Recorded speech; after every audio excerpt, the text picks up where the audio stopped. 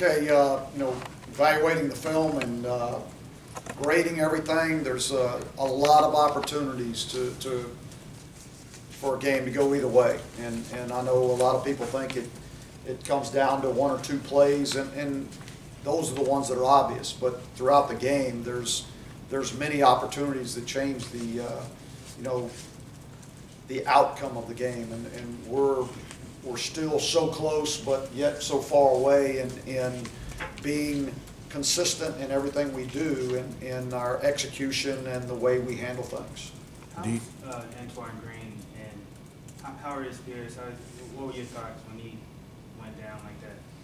Well, I hate it any time anybody goes down, I mean, it's, you feel for the kid because of the amount of work that he's put in, and you also feel for the team because he's been a contributor, and it's, but also our guys understand it's part of the game, and that somebody's going to have to step up and make some plays.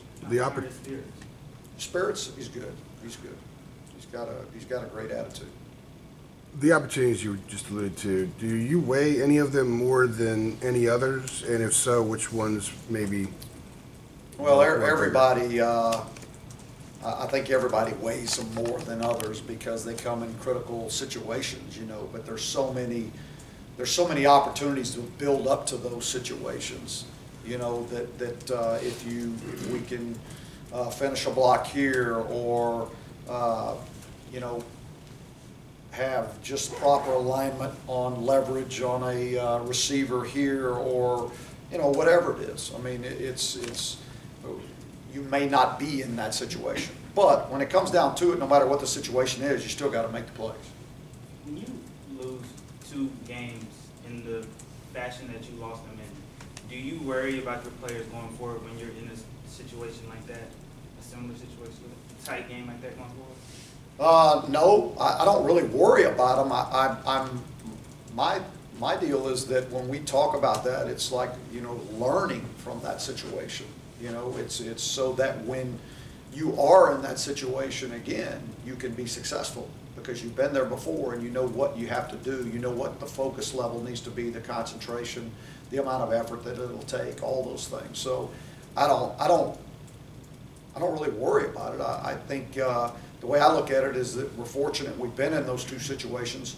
We didn't get it done, but I'll expect us to the next time. Larry, when Patrice made the interception there in the final minute, you guys had the ball at 39.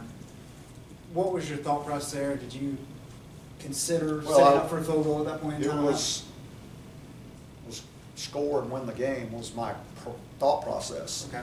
And I didn't feel like when we didn't get much out of that series, and I think we didn't get close enough, in my opinion, where I felt comfortable kicking the field goal at that time. If on 3rd down, if we'd have picked up 2 or 3 more yards, then to me it would have been realistic. So it's not a matter of trying to get 10 yards to set up the field goal; it's trying to score to win. Yeah, we were trying to score to win. It wasn't just, hey, let's kick a field goal. It was let's move the ball, let's move the chains like we're going to do in every situation. It wasn't a, hey, let's just pick up, a few yards and try to kick a field goal. You were pretty emotional after the Virginia Tech game, specific to the idea of, I want these guys, they work hard, I want them to be rewarded, and I want them to understand they are close. But sort of piggybacking on Jonathan's question, I mean, do you think they understand that, or is it hard to keep them from going into a slumping, here we go again kind of thing? No, I tell you, I really think it's more of a, they know we're close. They know we're close, and what I worry about more than anything is somebody waiting for someone else to make the play, and it needs to be, it's going to be me that makes this play. I got to want to be the one. I want to be the one. I want the ball in my hands. I want the opportunity. I want them to throw it to my guy. That's the mentality that you need when it comes down to a critical situation. You can't look at it any other way. Are you trying to instill that mindset? Is that why you looked to score in that situation after Renee's interception? Is that also why you tried a great wider variety of different stuff. Some of the trickery, the Corrales throw, the Yeah, I mean, we're gonna play to win. We're gonna call to win. We're gonna, we want our guys to feel confident that we have confidence in them and that we're gonna go win the game. We're not gonna be conservative and try to play not to lose. I mean, we're gonna play to win. You guys, Nathan went under center 3 times in the first half in short yard situations. You guys got first downs all 3 times. He said after the game that it's something that you guys have been doing a little bit more in practice lately. Is that a result of Nathan and his skill set, or is it a tweak in your philosophy some? It's more of, any of our quarterbacks can go under center. And so it's not really just a skill set for Nathan. And I wouldn't say it's a tweak in my philosophy. I'd say it's a game plan. I mean, it's we see something there that we feel like we can take advantage of. And so, game plan wise, we do that. I mean, whether we go, if we do it, we're doing it for a purpose. So I don't. It's not a tweak in my philosophy. Because I don't know how many times I've gone under center. Well, you said in the past that it's not really who you are as much, and you haven't done it as free. I don't remember 3 times in one half in a game before. So I was just curious if it was maybe Nathan or if there was another reason. Yeah, we had a lot of short yardages in that game also. Yeah. So and that was kind of the plan, and our short yardage. Our short yardage plan was going to be we were going to be a little bit more under center. Coach, how do you combat maybe those handful of players who are kind of at that point of the season where, they might be on the fringe of giving up, or they might be on the fringe of just maybe losing a little bit of the locker room or whatnot, and still keeping these guys focused on the fact that you still have X amount of games to play?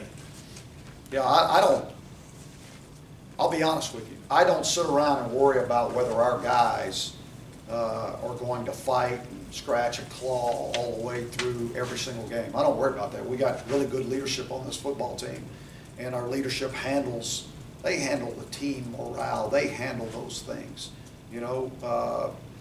What we do is put together a game plan that we hope can put our guys in a position to win, and our guys are going to be ready to play. They're going to be ready to play, and they're going to play hard.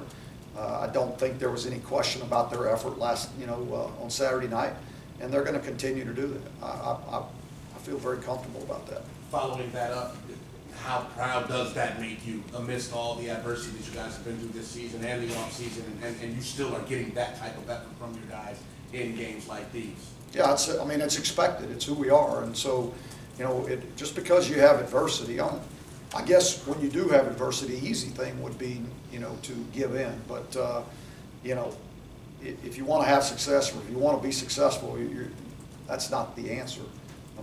Giving in to anything is not the answer. So, I hope that all of our guys understand that. I would think they do going through this program. We've heard you talk many times about ball security. At every position, it's a big, big deal.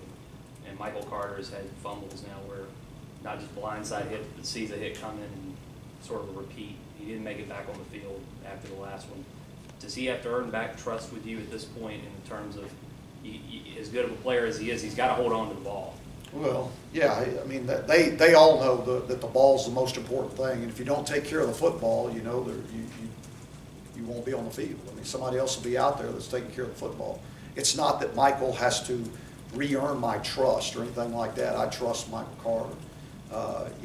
It's more it's a point of emphasis. You got to take care of the football. It doesn't matter what the situation is, or if it's on the first play of the game or the last play of the game. You still got to take care of the football. And so Michael will get it corrected. He'll get it corrected. He's a good football player, and I promise you, it hurts him more than it hurts anybody else out there. It seemed like you had a lot of success with Daz Newsome in the first part of the game, and then I don't know if y'all got away from them or if Syracuse took that away. What did you see on tape with what happened in the second half with Daz maybe not getting the ball as much as maybe you would like?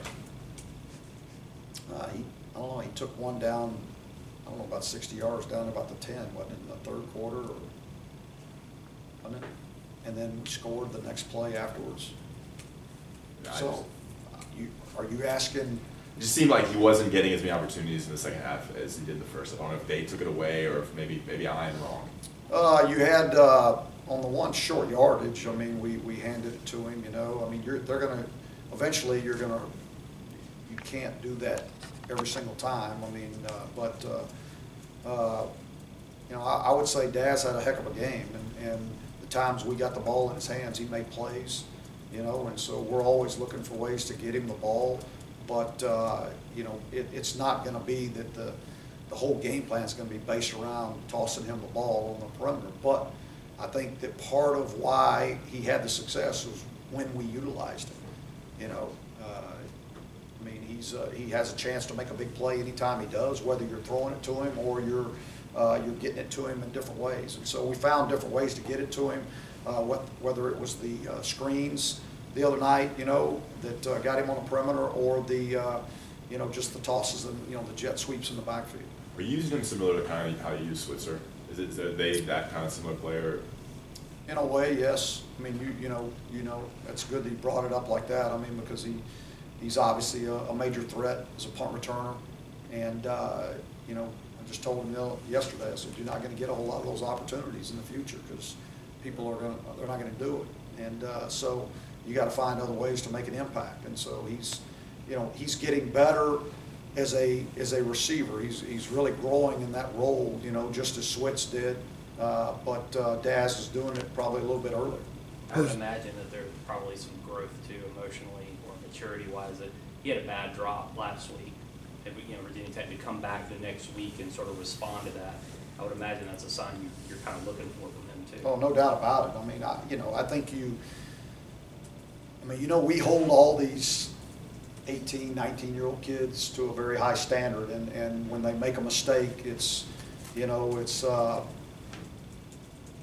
mean, everybody's pretty distraught, you know, and so, but they're kids, and you know, we're gonna encourage them, and we're gonna make sure that they understand what they need to do to be successful, and you know, yeah.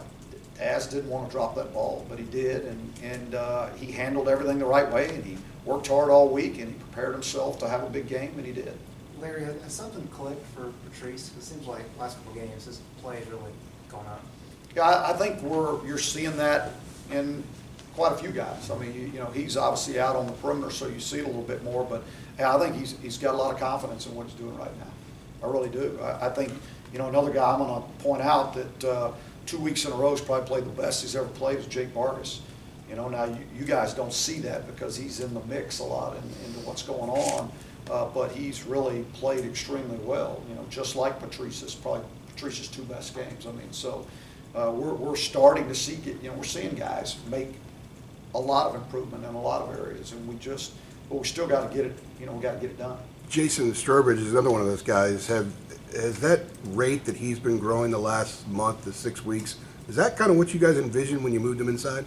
Yeah, because he's got, you know, he still has all the quickness and everything that he needs, and he's you know, he's strong and he's durable, and he's made a lot of plays for us. When you guys moved him inside, was it because there was a need inside? Was he maybe not what you thought he was going to be outside, and he'd be better suited for the inside? Well, we've done that with quite a few guys that have come in at end and grown them into 3 techniques, and you know, he's a guy that it just happened naturally for him as he got here, and he got bigger and stronger, and you know, move him inside, and he still has that, you know, quick step, so I think it's an advantage. With the added weight, he hasn't lost any of that quickness at all, right? No, not at all. Coach, comment on Virginia and their program right now, the momentum they have going, especially this season right now. They're contending for the Coastal Division Championship. They're going to be a formidable opponent. Yeah, no doubt about it. Broncos done a really good job with these guys. They're playing, you know, really well defensively, and I know it's his defense and what he does defensively that creates an issue for teams, and he's done a good job, and they have done a good job. You know, on offense, they got the big quarterback that you know, likes to run the football, and the, you know, the receiver number 4 that they're getting the ball to a lot of different ways, and they're playing hard-nosed physical football. Coach, Antonio Williams talked about how you were one of the first coaches to recruit him. What did you like about him early on? His attitude, you know, he's a great kid. He's got a great attitude. He works. You know, you knew back then he had a great work ethic. You know, and he walks in here and he has that work ethic still today. And you know, I mean, he's got a positive attitude all the time, and he just wants to do good, and he wants the team to do well. If you were to split the last 44 games the program's played, you went 18-4, and it's been followed by 5-17. What's the number one reason things have shifted in the other direction so much? Taking care of football. Coach, what's your philosophy, or what's your stance now on announcing when players are out for the season? Because I know the ACC rules. Yeah, so, go ahead. I'm The sorry. ACC, you don't have to release the ACC. Yeah, so a guy that goes out for the season like Antoine Branch and now Chaz Surratt and who's the third one? Antonio, is Graham Jonathan out? Sutton? Who? Miles Wolford. Those three guys are out for the season. And I usually don't announce it until we know for sure that that's when it, you know. So those guys had surgery this past week, and so they're out for the season. May I ask what would be the number 2 reason What's that? for the 5-17 in the last 22? You said turnovers number 1. What was number 2? You asked me what the number one reason was. Yeah, I know, and I'm asking you what the number 2 reason was. I'm not trying to pick at it. I'm curious what you had to say about it. I don't know the answer to that right now. Anything else? All right, thank you, folks. Thanks, Thanks, Coach. Coach. Appreciate it. Thanks, Coach.